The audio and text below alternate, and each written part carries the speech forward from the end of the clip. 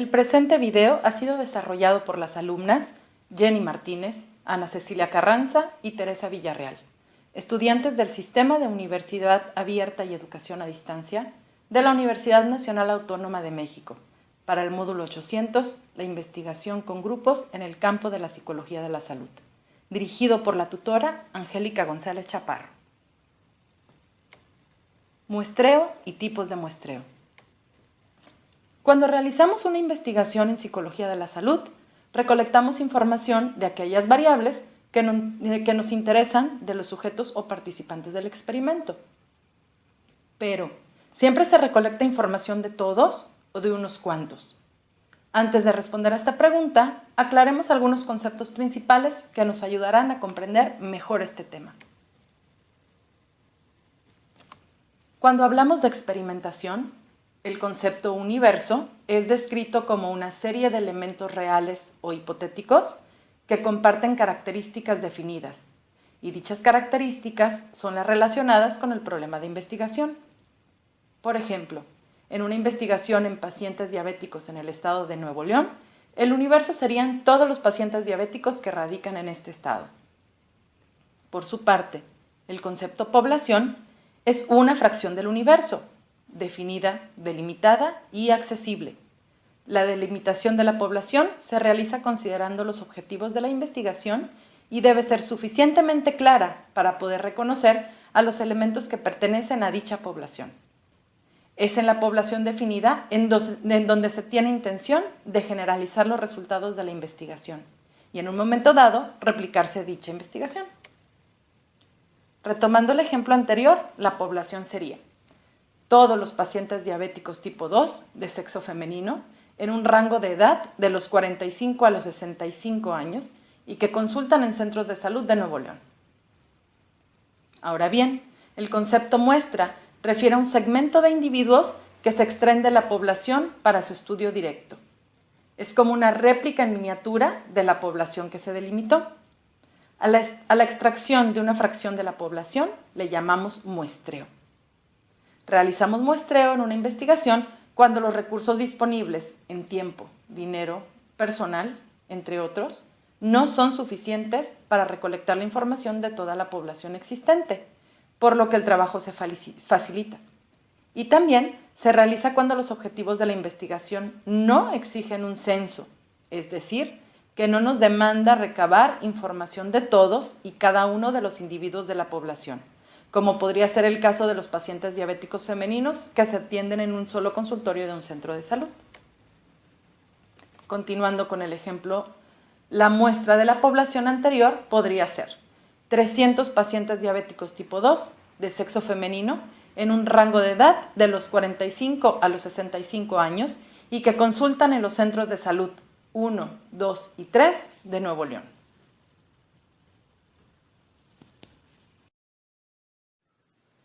Muestra representativa. Se dice que una muestra es representativa de la población cuando es un reflejo de ella, es decir, cuando reúne las características principales de la población en relación con la variable de estudio.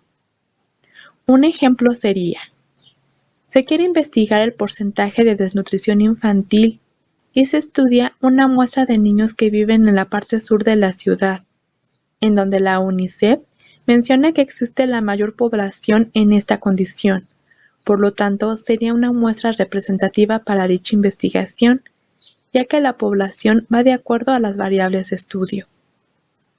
La representatividad de la muestra es un aspecto de gran importancia en la investigación, y para lograrlo es necesario seleccionar el tipo y clase de muestreo adecuado que permita minimizar el error. Unidad de muestreo. Es cada uno de los individuos de una población que proporciona una medida. Por lo tanto, la unidad de muestreo se encuentra disponible cuando es viable su selección como fuente de información. Por ejemplo, se quiere hacer una investigación sobre el síndrome de Tourette que presenta un adolescente de 18 años. En este caso, la unidad de muestreo será la mamá, a la que se le harán las preguntas correspondientes sobre el comportamiento del adolescente. Criterios de inclusión. Define las características que necesariamente deben cumplir los sujetos que participan en una investigación, con el objetivo de delimitar a la población. Por ejemplo, se llevará a cabo una investigación sobre pacientes con diabetes mellitus tipo 2 que no logran adherirse a la alimentación indicada por el nutriólogo. Los criterios de inclusión serán participantes de ambos sexos, edad entre 40 a 60 años, estado civil indistinto, con diagnóstico de dicho padecimiento a partir de 6 meses, que no tengan adherencia alimenticia y que deseen participar voluntariamente. Criterios de exclusión. Son las características de los casos que no deberá tener la muestra y por tanto generan sesgo en la estimación de la relación entre variables. Siguiendo con el ejemplo anterior, los criterios de exclusión serían que los participantes no se encuentran dentro del rango de edad especificado, que los participantes tengan adherencia terapéutica a la alimentación saludable, que no tenga diagnóstico de diabetes mellitus tipo 2, que hayan sido diagnosticados con este padecimiento en un tiempo menor de 3 meses y que no deseen participar voluntariamente. El muestreo es el método por el cual se selecciona una parte de la población con las que se requiere trabajar, las cuales se denominan muestras. Existen 2 tipos de muestreo, el aleatorio y no aleatorio, y su elección depende de determinar las características de la investigación, como el grado de precisión requerido, el tamaño de la muestra necesaria, el costo y el tiempo que se dispone. El muestreo aleatorio o probabilístico tiene la característica de que toda la población tiene la misma oportunidad de ser elegida para conformar la muestra. Para poder llevar a cabo este tipo de muestreo, es necesario que se identifiquen y definan todos los integrantes de una población. De ahí surge la dificultad del muestreo aleatorio. El muestreo no aleatorio también se conoce como no probabilístico. Se llama así porque sus elementos no se eligen a través de un método aleatorio, y los elementos de la muestra son considerados a juicio del investigador. Se puede decir que las unidades son tomadas por conveniencia del objetivo de análisis. El muestreo no aleatorio está sujeto a errores de elección, ya que la representatividad de la población queda a juicio del investigador.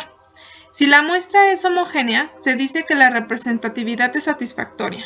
En caso contrario, podría tener problemas de validez. Sin embargo, es el método más aplicado.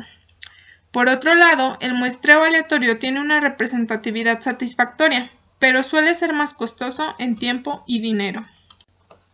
Por lo tanto, podemos concluir que entre las ventajas del muestreo aleatorio es que tiene una representatividad de la población satisfactoria y por tanto la investigación contará con mayor validez. Entre sus desventajas se encuentra que es más costosa y toma más tiempo llevarla a cabo. En poblaciones muy grandes se complica el proceso. Por otro lado, el muestreo no aleatorio tiene como ventaja que es más rápida y menos costosa. Es el método más utilizado de muestreo debido a que se obtienen características específicas de los elementos a conveniencia del investigador. Entre sus desventajas se encuentra que carece de representatividad de la población, a menos que la muestra sea completamente homogénea. A continuación se escriben los procedimientos más utilizados para el muestreo aleatorio. El muestreo aleatorio simple es el método por el cual todos los sujetos que conforman la población tienen la misma oportunidad de ser seleccionados. Para lograr este objetivo existen 2 maneras. La primera, cada elemento de la muestra puede ser seleccionado una sola vez, también denominado extracciones sin reposición. Y en la segunda, cada elemento tiene la probabilidad de ser seleccionado más de una vez, llamado extracción con reposición de las unidades. Este método es útil en poblaciones pequeñas y en las cuales se puede crear un listado de todos sus elementos, o cuando la característica investigada tiene poca variabilidad.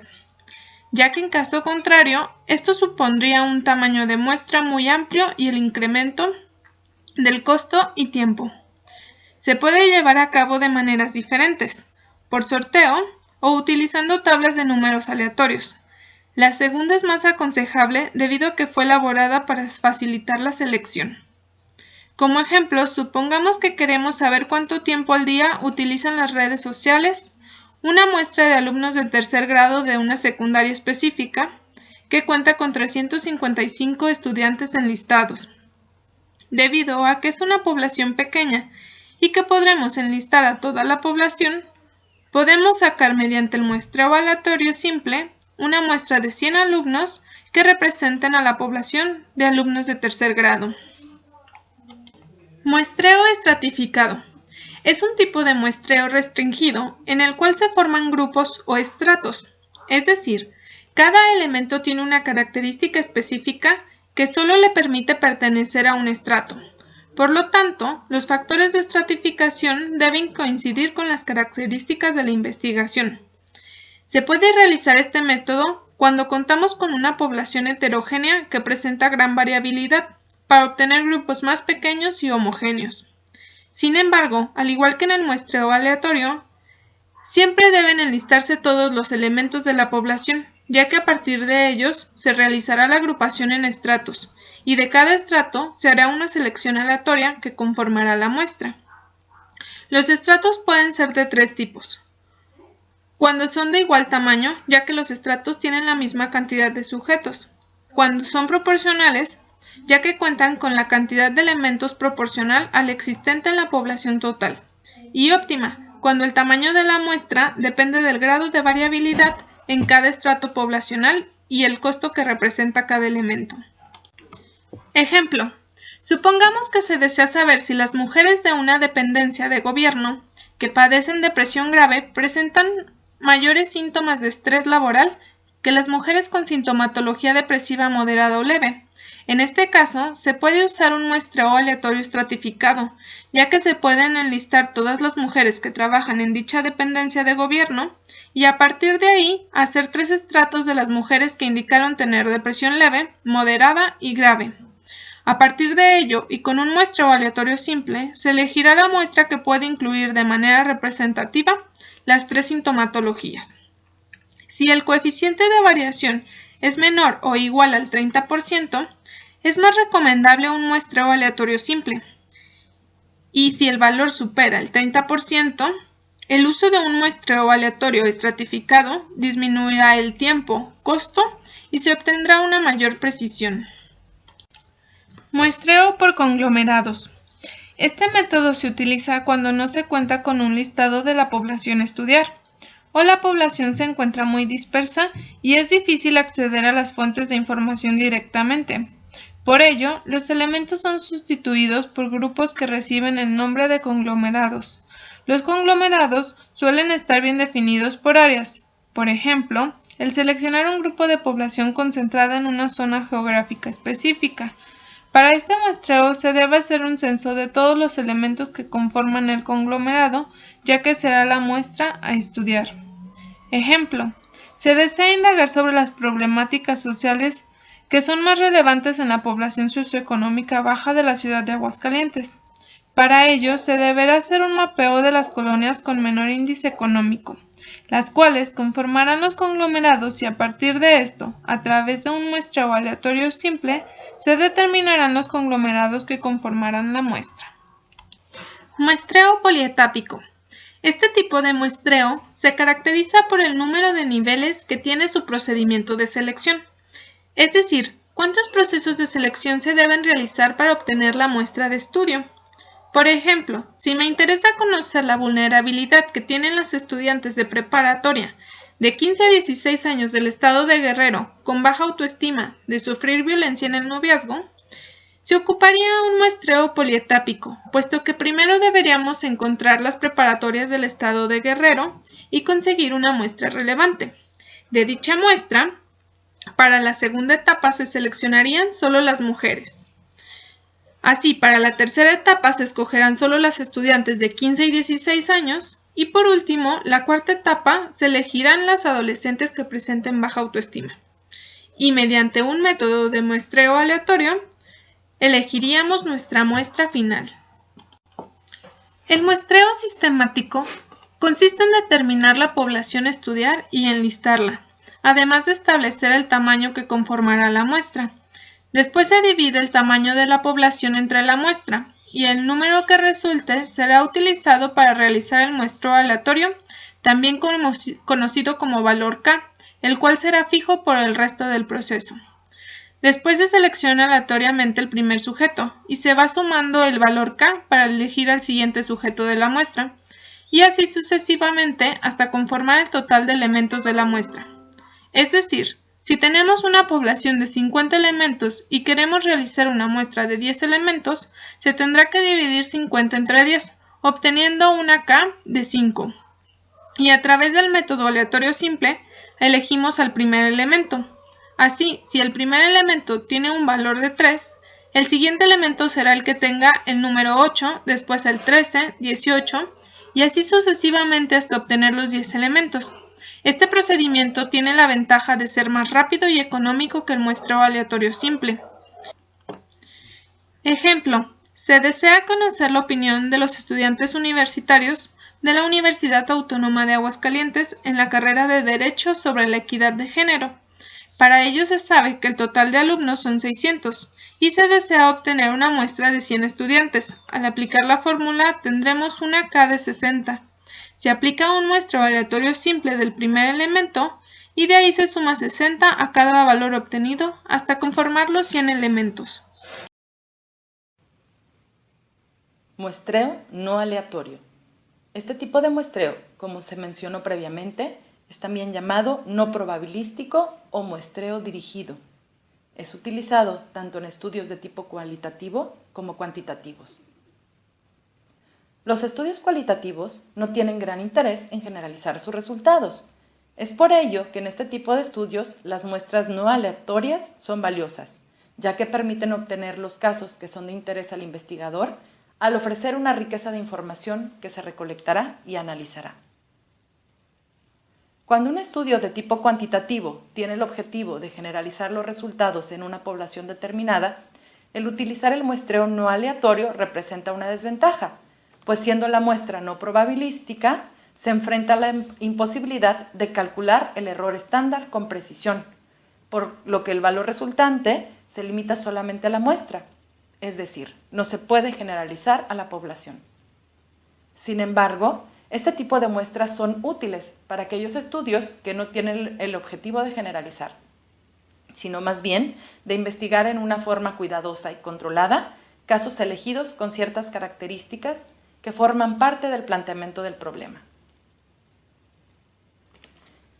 En algunas ocasiones, en un mismo estudio pueden presentarse tanto muestreos aleatorios como no aleatorios.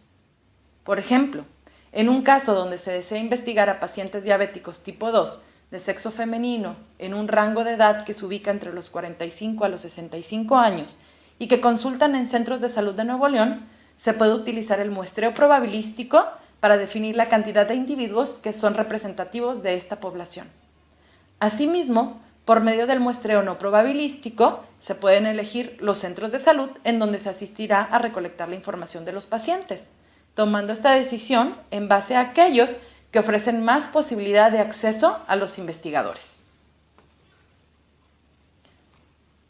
A continuación detallaremos algunas técnicas de muestreo no aleatorio. Muestreo por cuotas.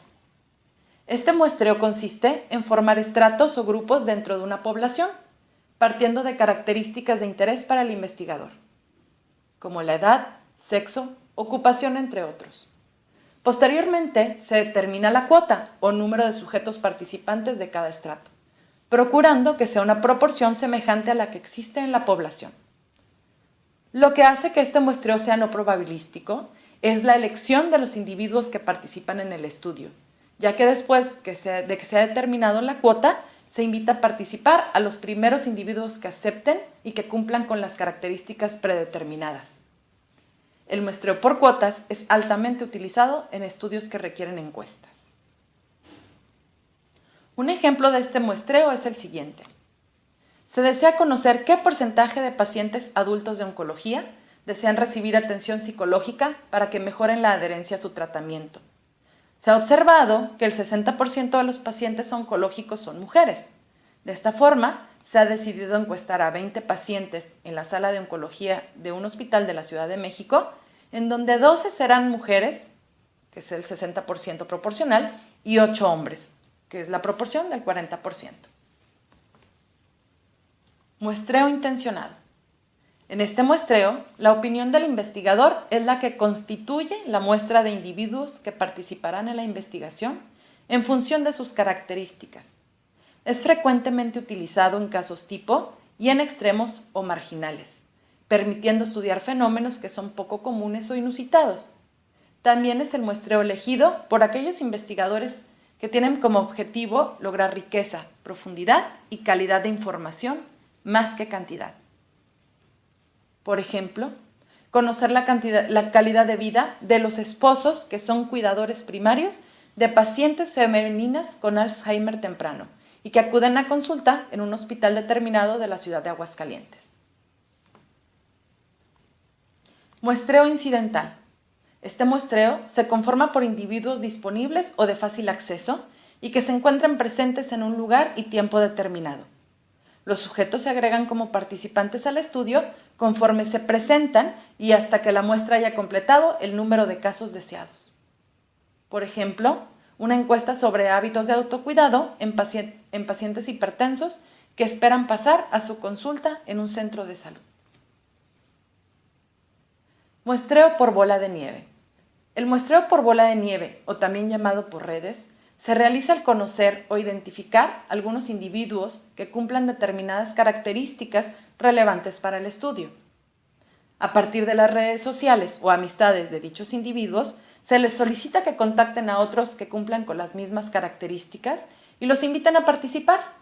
Y la red continúa cuando este nuevo sujeto invita a otro más, y así de forma sucesiva hasta que la muestra sea suficiente. Este muestreo se utiliza en poblaciones marginales o con grupos de difícil acceso. Por ejemplo, cuando existe la necesidad de participantes de un estudio en el que se desean conocer las conductas protectoras de la salud de hombres que laboran en centros nocturnos ejerciendo la prostitución.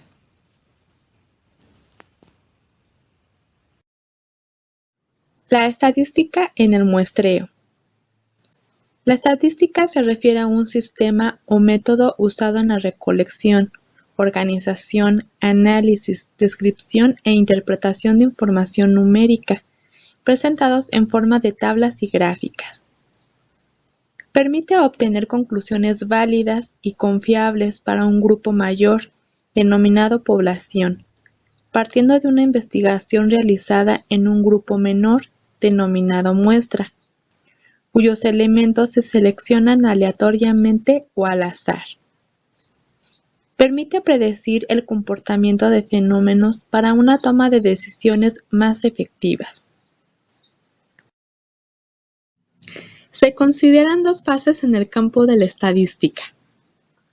Estadística descriptiva, en la que solo se limita a la descripción de un conjunto de datos sin llegar a generalizarlos con respecto a un grupo mayor.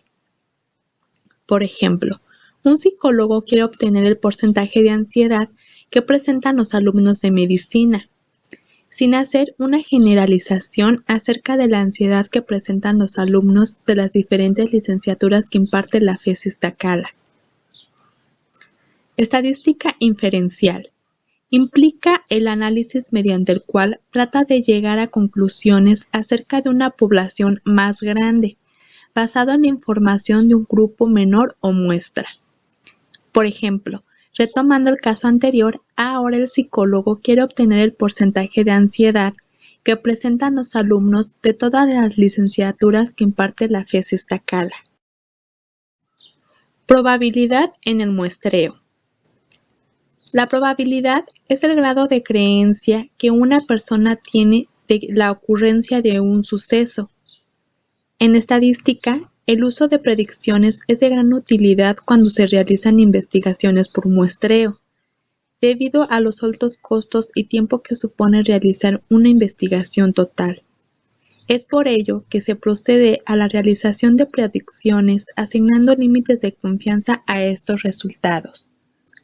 Con los límites de confianza pueden realizarse pruebas de hipótesis, teniendo en cuenta que la prueba debe ser siempre bilateral.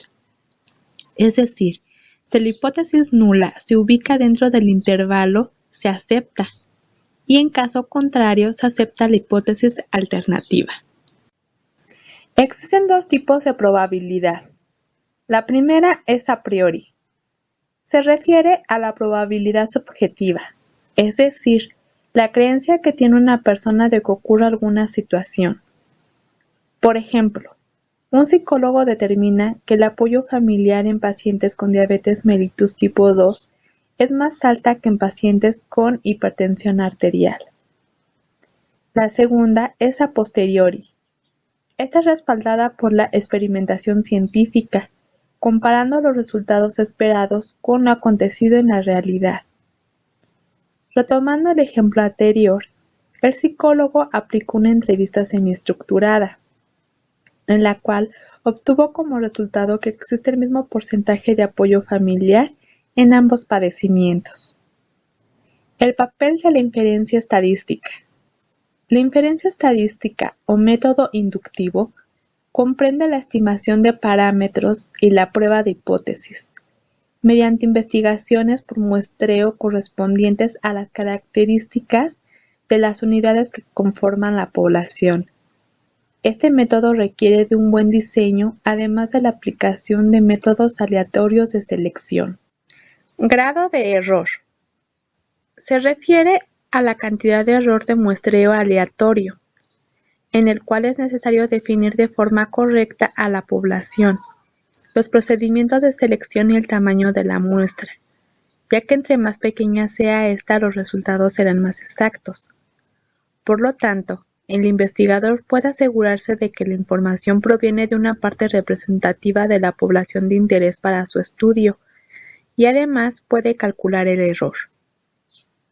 Existen dos tipos de grado de error. El primero es el sistemático. Estos se deben al diseño de los instrumentos de forma inapropiada o a la falta o imprecisión de las instrucciones. Sin embargo, este tipo de error se puede evitar revisando los cuestionarios y supervisando la calidad y consistencia de los ítems. Los segundos es los accidentales. Son debidos a los errores del investigador o a la influencia negativa del mismo, y a los errores de medición o cuantificación de las características de la población. Estos, por el contrario, no se pueden evitar, ya que en realidad para una cierta medida no pueden conocerse con certeza los errores absolutos ni relativos. Es por ello que se debe estimar un parámetro de probabilidad con la finalidad de construir un intervalo de confianza, el cual se espera contenga el valor del parámetro.